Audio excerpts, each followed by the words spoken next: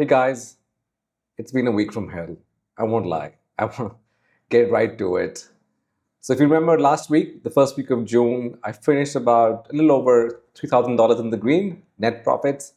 So, going into this week, I was obviously a little cautious. My guards were up, and I did decently well on Monday. So, I started off with a $400 green day on Monday.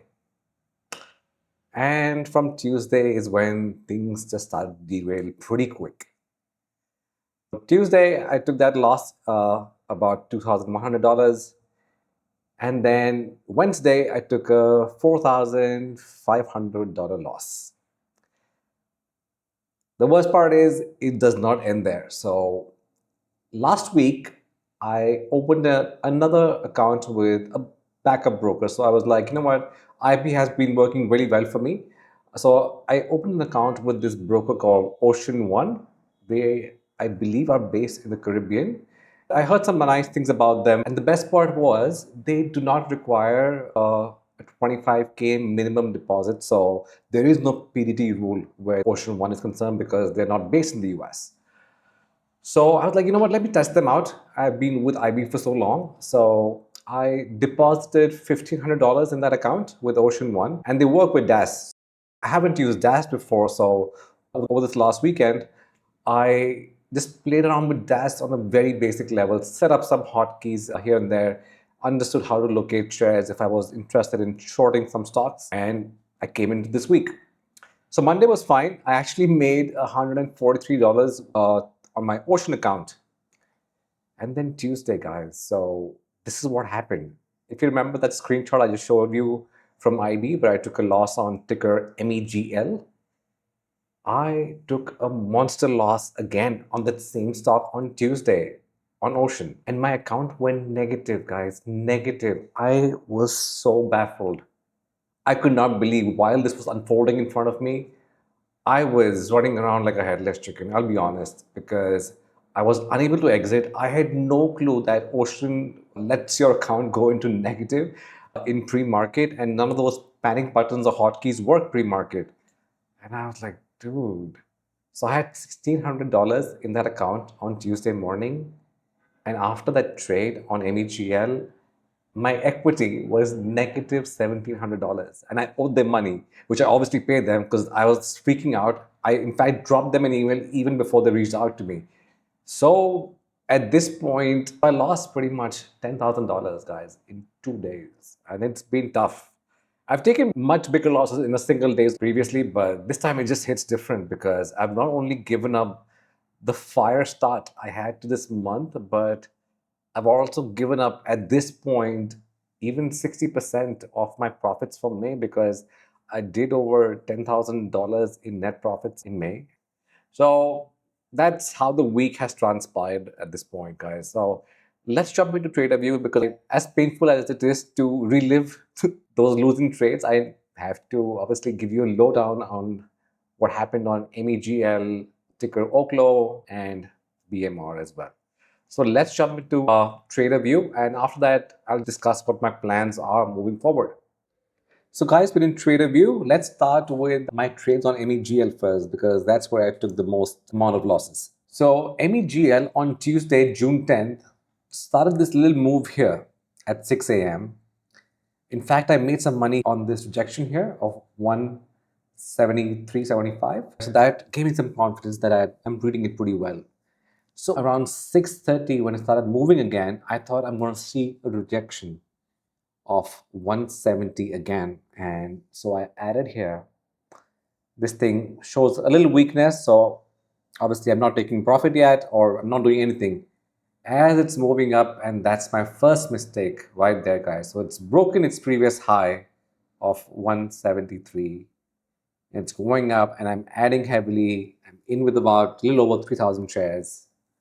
It's pretty evident it gets this little spike up and I'm covering. So at this point, I'm down net $2,960. Like I mentioned before, now I have another broker. So at this point, IB did not have any shares. So I turned to Ocean One. I saw it's hard to borrow, but I was able to locate some shares.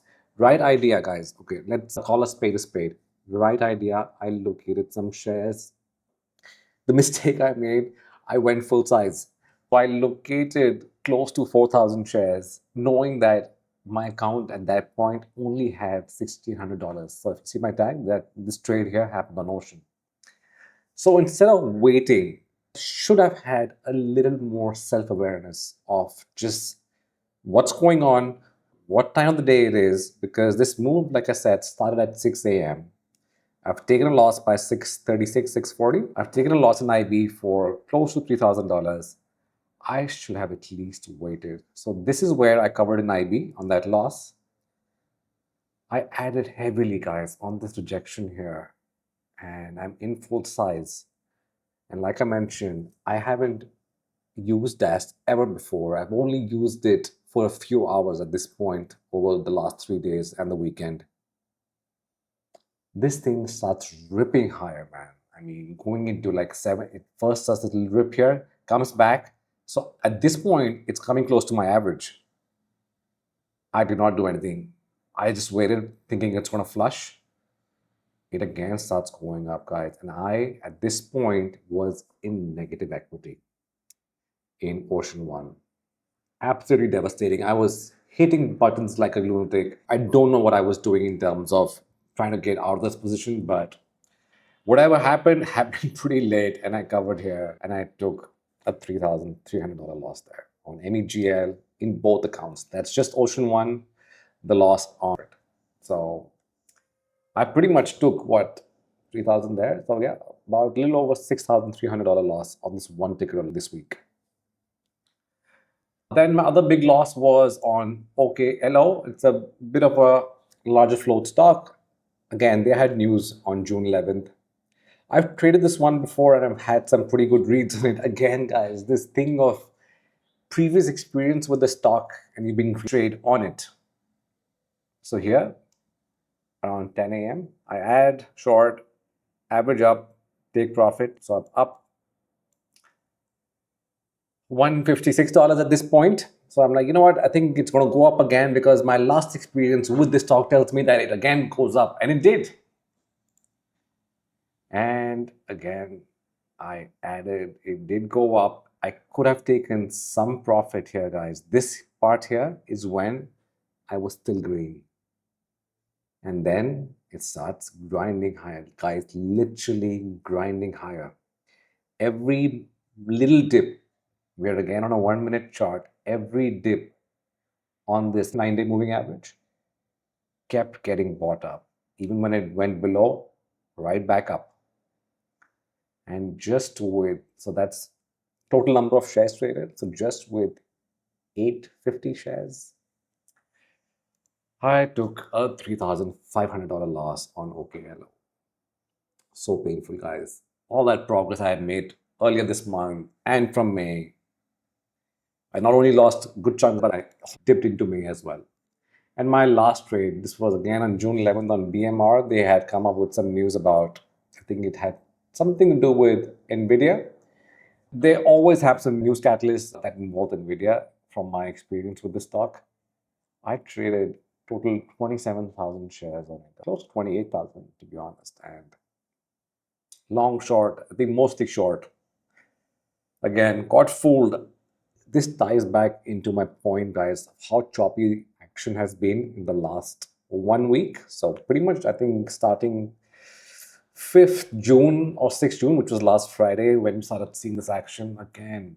This is where my reads are so horribly wrong that I see this little flusher, I see this little bottom wick, this wick here that again that keeps bouncing, and I'm adding, covering, adding again. I in fact got my loss down here again, but I added again on this stock, started covering, and by this time it was a lost cause.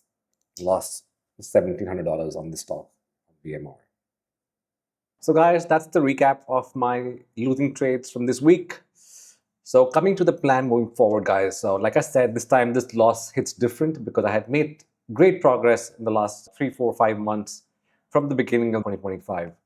On Wednesday, after I took the $4,500 loss, the first thing I did was I took a decent chunk of money out of my IB account. So I'm way below PDT rule now, and our dear friends at IB have already sent me a notice about the trading restrictions that come in when your balance is less than $25,000. So at this point, as that email reads out, I cannot take more than 3 round trip trades in a 5 business day period. So that's the limitation. I don't plan to use the IB account too much at this point because I'm truly trying to safeguard myself. The last 2 losing days from this week, which are big, and the one from last week as well, has told me that my risk management is pretty much non-existent when it matters the most, and I do tend to spiral.